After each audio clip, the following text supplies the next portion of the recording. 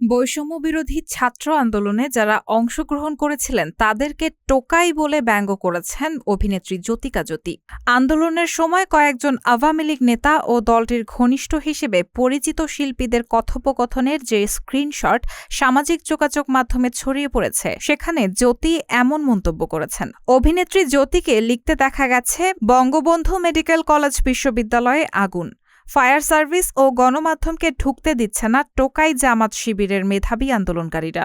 তখন আন্দোলনকারীদের উদ্দেশ্যে অভিনেত্রী অরুণা বিশ্বাস বলেছেন, গরম জল দিলেই হবে। মঙ্গলবার দুপুরে আলো আসবেই গ্রুপের কয়েকটি স্ক্রিনশট প্রকাশ্যে আসার পর সমালোচনার ঝড় ওঠে। নির্মাতা ইমেল হক একাধিক স্ক্রিনশট ফেসবুকে পোস্ট করে লিখেছেন, অরুণা বিশ্বাস এবং সোহানা সাবার এখন কথা ফুটেছে।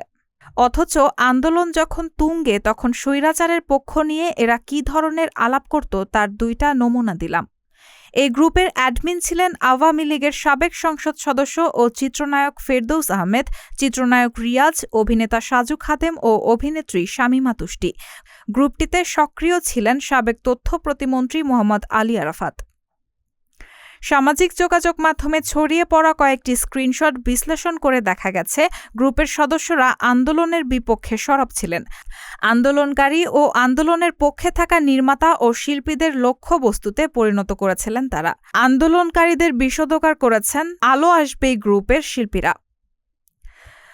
কোটা সংস্কার আন্দোলনে শিল্পী ও নির্মাতাদের বেশিরভাগই শিক্ষার্থীদের পক্ষে রাজপথে ছিলেন। পুলিশের গুলিতে একের পর এক শিক্ষার্থীর নিহতের বিরুদ্ধে সরব ছিলেন বহু শিল্পী নির্মাতা। ছাত্র জনতার ওপর দমন পীড়ন চলাকালে আওয়ামী লীগ সরকারের পক্ষে সাফাই গাইতে দেখা গেছে অল্প কয়েকজন শিল্পীকে। মূলত তারাই আলো আসবেই গ্রুপের সদস্য ছিলেন।